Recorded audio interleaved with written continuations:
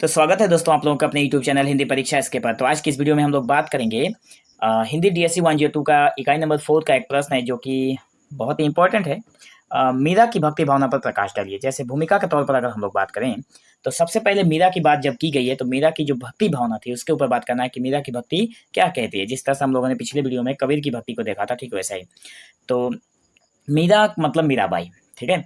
तो मीराबाई भारतीय भक्ति परंपरा की एक महान साधिका है और कवित्री भी है। मतलब इन्होंने कृष्ण को लेकर ज्यादा बातें की। उनकी भक्ति भावना सगुण और माधुर्य भाव से परिपूर्ण थी। जिस तरह से कबीर ने कहा था कि भगवान का कोई रूप नहीं है, मीराबाई ने कहा कि भगवान का तो रूप है, क्योंकि इन्होंने सगुण भक्ति मार्ग में आती हैं। देखिए, भक्ति काल के दो अलग शाखा है, निर्गुण और सगुण। निर्गुण में कुछ कवि आते हैं और सगुण में भी कुछ कवि लोग कवित्री आते हैं, जिनमें मीराबाई जो है हमारे सगुण में आती हैं, क्योंकि सगुण वाले कहते हैं कि मूर्ति पूजा है, देवियों का रूप है, लेकिन निर्गुण वाले कहते हैं कि देवियों का रूप, देवी देवताओं का रूप नहीं है। तो सगुण में और सगुण और माधुर्य भाव से परिपूर्ण थी मीराबाई की जो भक्ति भावना थी, जो उन्होंने भगवान कृष्ण के प्रति समर्पित थी। मीराबाई की जो भावना, भक्ति भावना है, भगवान कृष्ण के प्रति ही समर्पित है। मीरा ने कृष्ण को अपना स्वामी, पति और प्रियतम माना था। मतलब मीराबाई ने श्री कृष्ण को अपना सब कुछ मान लिया था, यहाँ तक कि प्रियतम, पति, सब कुछ मान लिया है, ठीक है। उनकी भक्ति में प्रेम की चरम सीमा और अद्वितीय समर्पण दिखाई देता है। मतलब हम लोगों ने समर्पण की बातें की थी पिछले वीडियो में, यहाँ पर मीराबाई की भी समर्पण हमें देखने को मिलती है, उनके कृष्ण के प्रति जो समर्पण थी, ठीक है। तो उन्होंने उनकी भक्ति में प्रेम की जो चरम बिंदु है, मतलब एकदम ऊपर बिंदु तक पहुंच जाती है, जिसने उन्हें एक साधारण रानी से वो अमर भक्त बना दिया। मतलब मीराबाई का विवाह हुआ था भोजराज के साथ, ठीक है। तो वो राजा थे, तो ये रानी बनी थी, लेकिन इन्होंने कृष्ण के प्रेम में ऐसी डूबी कि उनके पति के मृत्यु के बाद इनके पति का मृत्यु हो गया था, और उनकी मृत्यु के बाद ही ये कृष्ण की भक्ति में लीन हो गई। उससे पहले भी भक्ति करती थी, तो कृष्ण की भक्ति में लीन हो गई और अपने को अमर बना लिया। उनकी भक्ति लोक और शास्त्रीय मर्यादाओं से ऊपर उठकर आत्मा और परमात्मा तक के दिव्य मिलन की यात्रा थी। मतलब यहाँ पे होता क्या है कि कभी जो मीराबाई हैं, वे एक दिन एक मंदिर में, कृष्ण के मंदिर में जाती हैं। मंदिर का नाम ठीक से मुझे याद नहीं है, रणछोड़ जी का मंदिर, ठीक है। कृष्ण का ही एक नाम है, रणछोड़। तो रणछोड़ जी के मंदिर में जाती हैं द्वारिका में, और वहीं पे कृष्ण का भजन कीर्तन करते करते मूर्ति में ही विलीन हो जाती हैं, मतलब मूर्ति में समा जाती हैं, ठीक है। तो ये रहा उनके जीवन का परिचय के रूप में। भूमिका के तौर पर आप लोग ये सारी बातें भी लिख सकते हैं जो मैंने कहा। मीरा की भूमिका, भक्ति भावना के कुछ मुख्य बिंदु हैं, जिसका पहला नंबर हम लोग लिखेंगे माधुर्य भाव की भक्ति। मतलब मीरा की जो भक्ति थी वो माधुर्य भाव थी। माधुर्य भाव इसमें क्या समझाया गया, देखिए। मीरा की भक्ति का सबसे प्रमुख भाव माधुर्य है, जिसमें भक्त ईश्वर को अपने प्रियतम के रूप में देखता है। माधुर्य मतलब यहाँ पे अपने प्रियतम के रूप में देखना, और मतलब प्रेम से देखना, ठीक है। तो यहाँ पे मीराबाई ने अपने भक्त, अपने ईश्वर को, ठीक है, जिनकी वो भक्ति करती है, उनको अपने प्रेमी के रूप में देखा। मीरा ने कृष्ण को अपना पति माना और स्वयं को उनकी सहचरी मान लिया। यह भक्ति का एक अत्यंत गहन और व्यक्तिगत रूप है कि जिसकी भक्ति करनी है उसी की सेविका भी बनना था, ठीक है। सगुण उपासना की बात करें तो इसमें सगुण उपासना भी हमें देखने को मिलता है उनकी भक्ति भावना में। कबीर के विपरीत जो है, बिल्कुल मैंने कहा था पहले ही, कबीर के विपरीत हैं। कबीर के विपरीत मीरा की भक्ति सगुण थी। वे कृष्ण के साकार रूप की पूजा करती थी, मतलब कृष्ण साक्षात हैं। कबीर कहते हैं कि कृष्ण जन्म नहीं लिए थे, मीराबाई कहती हैं कि कृष्ण ने जन्म लिया था, ठीक है। तो वे कृष्ण के साकार रूप की पूजा करती हैं, और जिनके रूप, लीलाओं और गुणों का वर्णन होता है। उनके पदों में कृष्ण के सुंदर रूप, मोर, मुकुट, पीताम्बर का सजीव चित्रण मिलता है। मतलब कृष्ण के सभी रूपों का वर्णन मीरा के पदों में, दोहों में मिलता है। मीरा की वेदना भी है इसमें, विरह वेदना। मतलब यहाँ पे मीरा की भक्ति में विरह का भाव अत्यंत प्रबल है। वे कृष्ण से दूर होकर उनके लिए व्याकुल रहते हैं, कृष्ण को पाना चाहती हैं और उनके लिए पागल हैं, ठीक है। उनके कई पद विरह की पीड़ा और प्रियतम से मिलन की उत्कंठा से भरे हैं। मतलब कभी मीराबाई ने ऐसे ऐसे पद रचना किए हैं जिनमें वे साक्षात कहती हैं कि वे कृष्ण से मिलने के लिए मतलब एक तरह से व्याकुल हैं, उत्कंठा से भरे हैं। यह विरह की उनकी भक्ति की गहराई को भी दर्शाता है कि वो किस तरह से विरह में तड़प रही हैं। पूर्ण समर्पण और निष्ठा की भाव भी देखने को मिलता है। मीराबाई ने श्री कृष्ण को पूर्ण समर्पण कर दिया। इसमें मीरा ने अपना सर्वस्व कृष्ण के चरणों में समर्पित कर दिया है। मीराबाई ने अपना सब कुछ, अपना पूरा जीवन ही श्री कृष्ण के चरणों में समर्पण कर दिया है। राजश्री वैभव भी था, मतलब राजपाट सब कुछ, जितना सुख शांति था सब कुछ, परिवार को उन्होंने छोड़ दिया। सामाजिक मर्यादाओं का भी उन्होंने जरा भी ख्याल नहीं किया और सामाजिक मर्यादाओं का त्याग करके उन्होंने पूरी निष्ठा से भक्ति मार्ग को अपनाया था। यह समर्पण ही उनकी भक्ति को अद्वितीय बनाता है। मतलब उन्होंने पति की मृत्यु के बाद जो संतों के साथ मंदिर मंदिर में घूमकर श्री कृष्ण का कीर्तन भजन गाया करती थी, इसमें सामाजिक मर्यादाओं को उन्होंने त्याग दिया। ठीक है, ये मतलब ये जो मर्यादाओं को उन्होंने छोड़ा, यही उनकी भक्ति का अद्वितीय, भक्ति को अद्वितीय बना देता है, मतलब सबसे अलग बना देता है।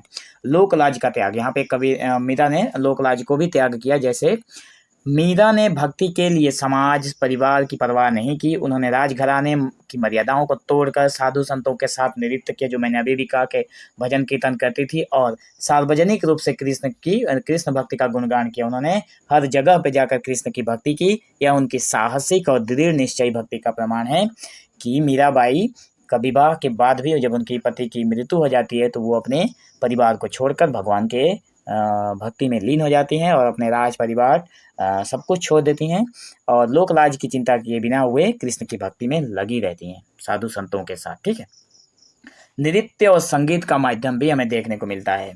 मीरा ने अपने पदों को संगीत और नृत्य के माध्यम से अभिव्यक्त किया। मतलब यहाँ पे मीरा ने जो भी बताया है वो अपने संगीत और नृत्य के माध्यम से ही लोगों को बताया है। अभिव्यक्त करना मतलब बताया है।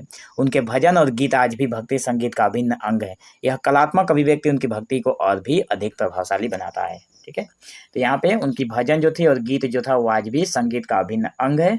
और उनकी जो ये कला थी, लोगों को गीतों के माध्यम से और नृत्य के संगीत के माध्यम से और नृत्य के माध्यम से सारी चीज़ों को बताना, ये भी एक मतलब आज के युग के लिए और उनकी जो पदें हैं उनको प्रभावशाली भी बनाती है। ईश्वर से सीधा संबंध की बातें की कवि मीराबाई ने, बार बार कबीर आ जाता है यहाँ पे। मीराबाई ने ईश्वर से सीधा संबंध करने की बातें की। मीरा ने भक्ति के लिए किसी माध्यम जैसे गुरु या पुरोहित की आवश्यकता नहीं समझी। मतलब कबीरदास ने कहा था कि गुरु ही होते हैं जो ईश्वर तक पहुंचाते हैं, लेकिन यहाँ पे मीरा ने कहा कि इसकी कोई आवश्यकता नहीं है। उनका संबंध सीधे उनके आराध्य कृष्ण से था और यह भक्ति एक निजी और सीधा मार्ग था जिसमें कोई बिचौलिया नहीं था। यहाँ पे बिचौलिया का मतलब हो गया कोई बीच वाला नहीं था। कबीरदास कहते हैं कि अगर ये ईश्वर है, मान लीजिए ये ईश्वर है अगर, तो यहाँ पे पहले गुरु आएंगे, ठीक है, और यहाँ पे पूजा करने वाला वो आदमी आएगा, ठीक है, जो भगवान को भक्ति भावना से देख रहा है। मतलब ये बीच वाला आदमी गुरु है, यही रास्ता दिखाता है कि ईश्वर तक कैसे जाना है। लेकिन मीराबाई कहती हैं कि इसकी कोई जरूरत हमें नहीं है। ठीक है, अच्छा, आत्मिक मिलन की कामना किया यहाँ पे। तो मीरा की जो भक्ति है उसका अंतिम लक्ष्य कृष्ण से आत्मिक मिलन था, मतलब कृष्ण से आत्मा का मिलन होना। ठीक है, तो इन्होंने कहा कि एक आत्मिक मिलन था इनका अंतिम लक्ष्य। वे भौतिक जगत से ऊपर उठकर आत्मा का परमात्मा से विलय चाहती थी।